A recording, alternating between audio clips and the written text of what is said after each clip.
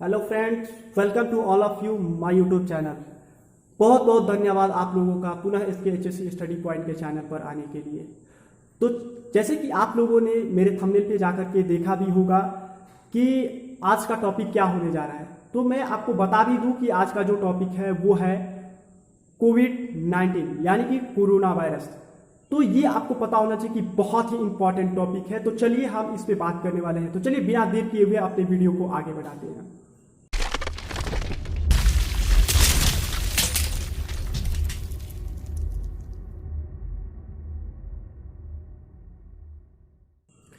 सबसे पहले हम लोग ये जानने की कोशिश करेंगे कि कोरोना वायरस यानी कि कोविड-19 क्या चीज़ है। तो कोविड-19 जो है वो हमारा कोविड-19 यानी कि कोरोना वायरस डिजीज यानी कि यह बीमारी जो है एक वायरस के रूप में हम सबों के बीच इर्द गिर्द घूम रहा है। तो इस पे हम लोग बात करने वाले हैं। इसे हम पेंडेमिक भी कहते हैं। क्या कहते हैं? पेंडेमिक भी कहते हैं, यानी कि यह एक महामारी भी है। तो इसके से रिलेटेड 3 वर्ड्स मिलते हैं, उसको भी मैं आप लोगों को साथ साथ जो है डिटेल करते चलूं ताकि बाद में आपको इससे रिलेटेड कोई कंफ्यूजन नहीं रह जाए। जैसे कि इससे रिलेटेड 3 वर्ड्स जो मोस्ट इंपॉर्टेंट वर्ड्स होते हैं, हम लोग को हमेशा सुनने को मिलता है, बट उससे रिलेटेड हमें कोई नॉलेज नहीं होती है। उस समय जो है हम अपने आप को ये समझते हैं कि ये चीज़ क्या होता है। तो चलिए आज हम लोग इस वीडियो के माध्यम से जो है उसे जानने की कोशिश करेंगे कि वो चीज़ क्या होता है। इससे 3 रिलेटेड मोस्ट इंपॉर्टेंट वर्ड्स क्या होते हैं, तो वो होता है हमारा सबसे पहला होता है इंडेमिक, सेकंड होता है पेंडेमिक और थर्ड जो होता है वो हमारा होता है एपिडेमिक। ठीक है, तो ये एपिडेमिक और हमारा पेंडेमिक और ये हमारा इंडेमिक, ये क्या चीज होते हैं, तो इस पे हम लोग डिटेल लेने की थोड़ा सा कोशिश करेंगे।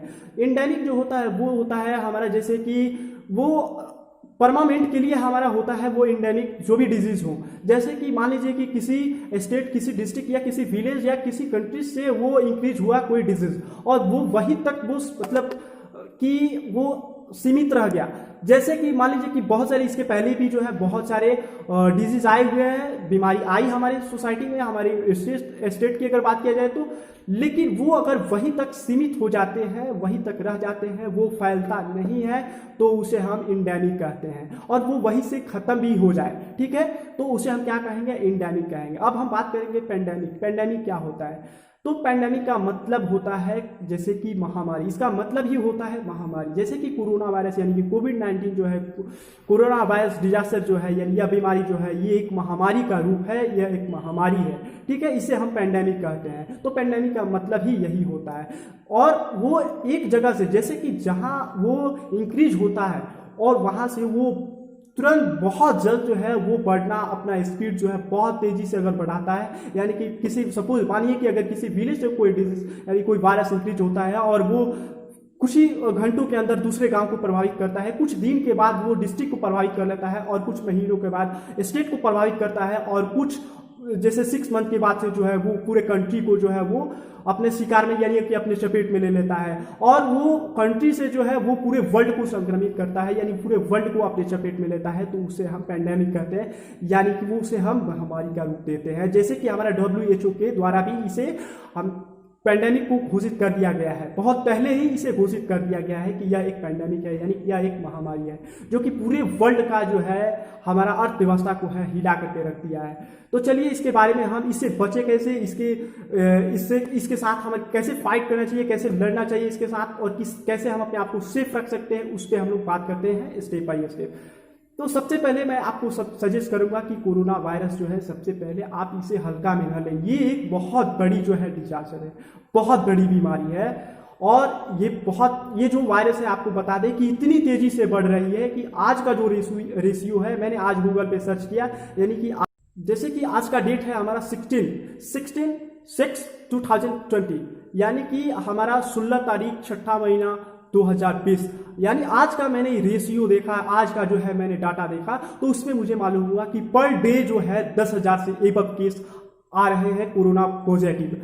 और जो आज की मैं पूरे पॉजिटिव संख्या की बात करूं तो उसमें है 3,44,722 केस आए हुए हैं, जिसका कि मैं आपको यहाँ पे डाटा भी शो करूंगा। यहाँ पे आपको डाटा दिखाई भी दे रहे हैं कि 3,44,722 केस इसमें आज तक आ चुके हैं, जिसमें की एक्टिव केस जो है वो 1,53,000 कुछ है, और जो हमारा रिकवर हो चुका है, जो कि केस को रिकवर कर लिया गया है, उसमें आपका जो केस है वो 1,80,000 कुछ केस जो है रिकवर कर लिया गया है। और आपको अगर डेथ की संख्या बताएं तो डेथ जो है वो हमारा लगभग 9,500 के करीब में पहुंच चुका है। तो ये एक छोटी बात नहीं है, जो कि मात्र 6 महीने के अंदर ये इतनी बड़ी अंजाम दे रखी है और हमारी पूरी अर्थव्यवस्था और पूरे वर्ल्ड को जो है ये हिला करके रख दिया है। तो प्लीज मैं आपसे बार बार रिक्वेस्ट करता हूं कि इसे आप हल्का में न लें और आप इसे बचने और आप इसे कैसे फाइट कर सकते हैं और आप इसे कैसे सुरक्षित रह सकते हैं उसके बारे में हम लोगों को सोचना है। मैं आपको एक और इंपॉर्टेंट बात बता दूं कि आप जो है 80% रिस्क के साथ आप इधर उधर जहां भी जा रहे हैं वो 80% रिस्क के साथ जा रहे हैं, मात्र 20% आप सेफ हैं, नहीं तो आपके पास 80% रिस्क है जहां भी जा रहे हैं। तो प्लीज मैं आपको बता दूं कि 80% रिस्क कम नहीं होता है, वो बहुत अधिक होता है। उसे हम रिड्यूस कर सकते हैं, ये नहीं है कि हमारे साथ अगर 80% रिस्क है तो रिस्क के वैल्यू को हम रिड्यूस नहीं कर सकते। 100% हम उस रिस्क के वैल्यू को रिड्यूस भी कर सकते हैं, लेकिन कैसे करेंगे वो भी मैं बात करूंगा। जैसे कि आप लोग भी अगर कोशिश करें, ट्राई करें, तो रिस्क मैट्रिक्स के माध्यम से जो है आप इसका रिस्क का वैल्यू को कैलकुलेट कर निकाल सकते हैं कि आप कितने रिस्क के साथ आप हर जगह मूव कर रहे हैं, जा रहे हैं, जहां भी इधर उधर जा रहे हैं, जहां भी जो भी कुछ कर रहे हैं, तो आप 80% रिस्क के साथ कर रहे हैं। तो मैं उसका भी रिस्क मैट्रिक्स को कैलकुलेट कैसे करते हैं उसका भी लिंक मैं इस वीडियो के डिस्क्रिप्शन में दे दूंगा। आप वहां से जाकर के कैसे रिस्क को वैल्यू को कैलकुलेट करते हैं वहां से आप जाकर के कर सकते हैं। तो चलिए मैं आगे इस पे बात करता हूं। तो इसका रिस्क की वैल्यू यानी हमारे साथ जो रिस्क है 80% रिस्क के साथ हम लोग जो इधर उधर मूव करें, तो इसको रिड्यूस कैसे करें। तो सबसे पहले जो है मैं आपको इंपॉर्टेंट स्टेप बाय स्टेप बताते चलूं कि आपको सबसे पहले तो मैं ये चीज इंपॉर्टेंट बात बता दूं कि आपको अनावश्यक बाहर मूव करना ही नहीं है, बाहर निकलना ही नहीं है। आपको विदाउट, जैसे कि अभी अगर हमें कोई वर्क नहीं है, हमें कोई इमरजेंसी नहीं है, तो हम बाहर नहीं जाएंगे। सबसे पहला हमारा ये रिस्पॉन्सिबिलिटी होती है, ठीक है, कि हम बाहर जाएंगे ही नहीं। उसके बाद से सेकंड जो है, जैसे कि बहुत लड़के भी बोलते हैं ना कि हमें जो है ना देश की सेवा करनी है। अरे यार, हर शख्स बोलते हैं हमें देश की सेवा करनी है। अरे यार, देश की सेवा ये जरूरी नहीं कि हम जाकर के बॉर्डर पे ही अपनी कंट्री का सेवा कर सकते हैं, अपनी देश की सेवा कर सकते हैं। डॉक्टर भी उनकी आज समय आई हुई है, आज वो बहुत ही अपनी जी जान लगा करके इस देश की पब्लिक की सेवा कर रहे हैं, यानी बॉर्डर का काम वो कर रहे हैं। हम लोग भी वो काम कर सकते हैं। ये जरूरी नहीं कि बॉर्डर पे जाकर के ही हम अपनी कंट्री का हेल्प कर सकते हैं, मदद कर सकते हैं और इसे अच्छा अंजाम दे सकते हैं। जी नहीं, हम घर बैठ करके ही हैं अपने देश की सेवा कर सकते हैं, अपने देश को आगे बढ़ा सकते हैं। तो ये आपकी भी रिस्पॉन्सिबिलिटी होती है कि प्लीज जो भी WHO के थ्रू इंस्ट्रक्शन मिले हैं या जो भी आपको डॉक्टर के द्वारा सजेस्ट किया जाता है या इस वीडियो के द्वारा आपको जो सजेस्ट किया जा रहा है, आप उन सारी चीज को फॉलो करें। जैसे कि मैं आपको बता दूं कि विदाउट मास्क का अगर कोई इमरजेंसी आती है, अगर आप बाहर जाते हैं तो विदाउट मास्क आप बाहर नहीं जाएंगे। सेकेंड जो है वो आपको जो है कि आपके पास हैंड ग्लव्स होना चाहिए। क्या होना चाहिए? वो हैंड ग्लव्स होना चाहिए। तो अगर हैंड ग्लव्स होता है तो आपके पास मतलब रिस्क का वैल्यू जो है और कम होगा। यानी आप ये इमेजिन कीजिए कि आप 30% रिस्क तक कम कर सकते हैं, यानी आपके साथ 30% वनली रिस्क बच जाएगा। बट वो कैसे? इन सारी इंस्ट्रक्शन को फॉलो कीजिएगा तब, यानी कि आप मास्क लगाइएगा, आपको जो है हैंड ग्लव्स लगाना है, आपको जो है हैंड सैनिटाइज करना है, हमेशा आपको हैंड सैनिटाइज करते रहना है। उसके बाद से जो है और भी बहुत सारे ऐसे PPEs हैं जो कि आप इस्तेमाल करके जो है अपने आप को सेफ कर सकते हैं, सुरक्षित कर सकते हैं। तो PPE की बात किया जाए, यानी कि आपका उसका मतलब ये होता है, PPE का मतलब ये होता है पर्सनल प्रोटेक्शन इक्विपमेंट, यानी खुद को बचाने के लिए हम जो भी उपकरण का इस्तेमाल करते हैं वो हमारा PPE में आता है, ठीक है। यानी कि हम उसे ये भी चीज़ कर सकते हैं कि हमारा प्रिवेंशन मेजर क्या चीज़ होना चाहिए। तो ये सारी चीज़ को आपको फॉलो करना होगा, ठीक है।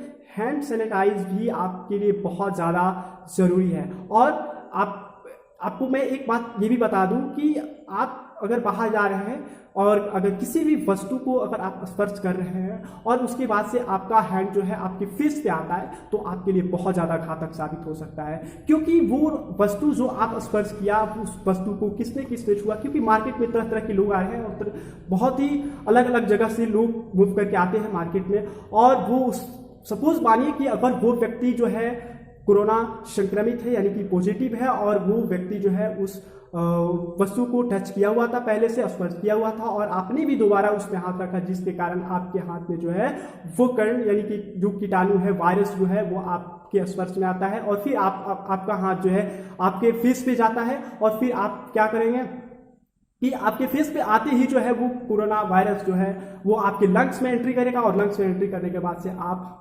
100% जो है उसके चपेट में आएंगे। तो प्लीज़ मैं आपको रिक्वेस्ट करूंगा कि आप बाहर कहीं भी जाते हैं तो सब कुछ कीजिए, ठीक है। इन सारे पीपीई के साथ आप अपने काम को करें, फॉलो करें, क्योंकि ये भी नहीं है कि हम सारे सिस्टम को ठप कर दें तो लॉकडाउन के साथ ही हम अपने कोरोना वायरस से विजेता हासिल कर सकते हैं। तो ये भी संभव नहीं है, हमें बाहर निकलना ही होगा और बाहर निकल के अपने कामों को कंप्लीट करना होगा। लेकिन हम ये जरूर कर सकते हैं कि इसे बचाव के लिए हम तरह तरह के उपाय अपना सकते हैं, जिससे कि हम सेफ रहेंगे। तो आपको क्या करना है, फेस पे हाथ नहीं लाना है। फेस पे हाथ लाने से आपका रिस्क का वैल्यू और इंक्रीज होगा, बढ़ जाएगा।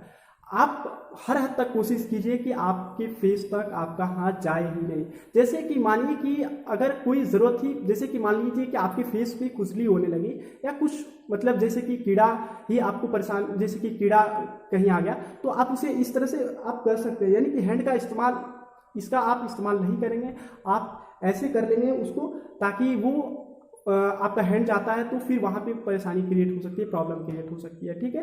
तो चलिए अब मैं आपको आगे बात करूँगा कि और जो है इससे हम बचाव के लिए क्या क्या कर सकते हैं। तो आप ये भी चीज़ कर सकते हैं, जैसे कि तो मैं आपको बता दूं कि जैसे कि आप बाहर से अगर घर आते हैं तो घर आने के बाद से आपको किसी अपने घर के मेंबर से, किसी भी घर के सदस्य से आपको पहले मिलना नहीं होगा, क्योंकि आप सबसे पहले आपको क्या करना होगा कि आपको अपने जो भी आपका यूनिफॉर्म है उस यूनिफॉर्म को आप उसको चेंज करेंगे और वॉश के लिए उसको रख देंगे। उसके बाद से आप जो है सबसे पहले आप स्नान करेंगे। स्नान करने के बाद से जब आप फ्रेश हो जाएंगे फिर आप घर के किसी मेंबर से मिलेंगे, बात करेंगे, या जो करना है वो करेंगे, ठीक है। फिर हम आगे इसके बाद आगे हम आप लोगों से ये बात करेंगे जो कि बहुत ही इंपॉर्टेंट बात है, इसे भी आप लोगों को जानकारी की जरूरत है। जैसे कि बहुत लोगों ने ये भी क्वेश्चन क्रिएट करते हैं कि जो भी हम फूड्स लेते हैं, यानी कि जो भी हम डाइट्स लेते हैं, तो उसमें जो है कोरोना वायरस का होना मतलब कि वो संभव है या नहीं, या उस खाने के साथ ही, जैसे कि बहुत सारे लोग का कहना ये भी होता है कि मीट में जो है कोरोना वायरस का होना संभव है, उसमें उसी से मतलब कि उससे भी कोरोना वायरस होना संभव है, उससे भी कोरोना वायरस हो रहा है, उससे भी लोग संक्रमित हो रहे हैं, यानी कि पॉजिटिव हो रहे हैं। तो जी नहीं, ये 100% इस बात को मतलब मैं गलत मानूंगा, गलत कहूँगा। क्यों?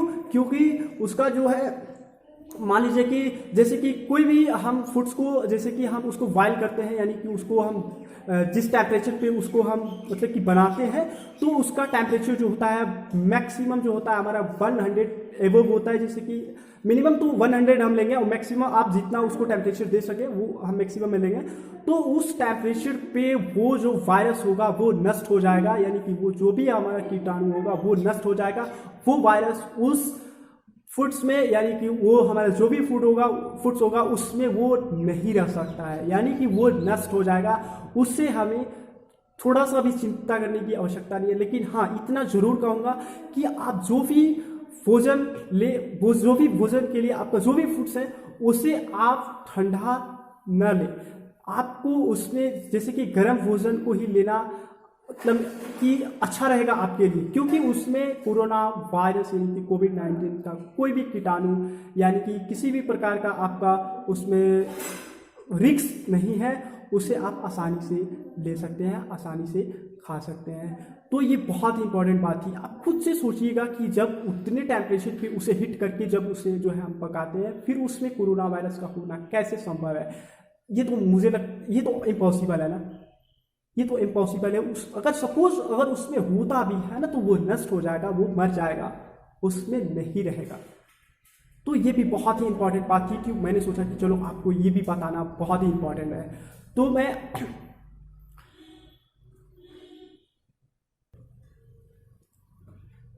मैंने जो भी आप लोगों को इंस्ट्रक्शन दिया और इन सारे इंस्ट्रक्शन को अगर आप लोग फॉलो करते हैं तो मैं दावा के साथ कह सकता हूं कि आपका रिस्क वैल्यू जो होगा वो 30 होगा। और मैं जो ये बार बार रिस्क की वैल्यू की बात कर रहा हूं तो वो रिस्क मैट्रिक्स के हेल्प से जो है हम कैलकुलेशन कर सकते हैं कि हम जो है कितने रिस्क के साथ जो भी हम बाहर जा रहे हैं, जो कुछ भी कर रहे हैं, आज के समय में कितने रिस्क के साथ इधर उधर जा रहे हैं।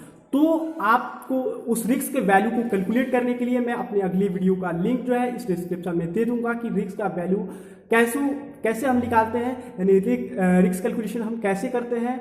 जो जैसे कि हम आपको एक उसका फार्मूला भी होता है उसे हम बता दें ताकि आपको उसको समझने में भी आसानी होगा। जैसे कि हम उसको ये चीज़ करते हैं, यानी कि consequence into likelihood equal to R होता है, यानी कि रिजल्ट यानी कि रिस्क का वैल्यू उसमें हम निकालते हैं। ठीक है, तो आपको मैं ये बता दूं, सजेस्ट कर दूं कि उस वीडियो को भी प्लीज़ आप ज़रूर देखिएगा।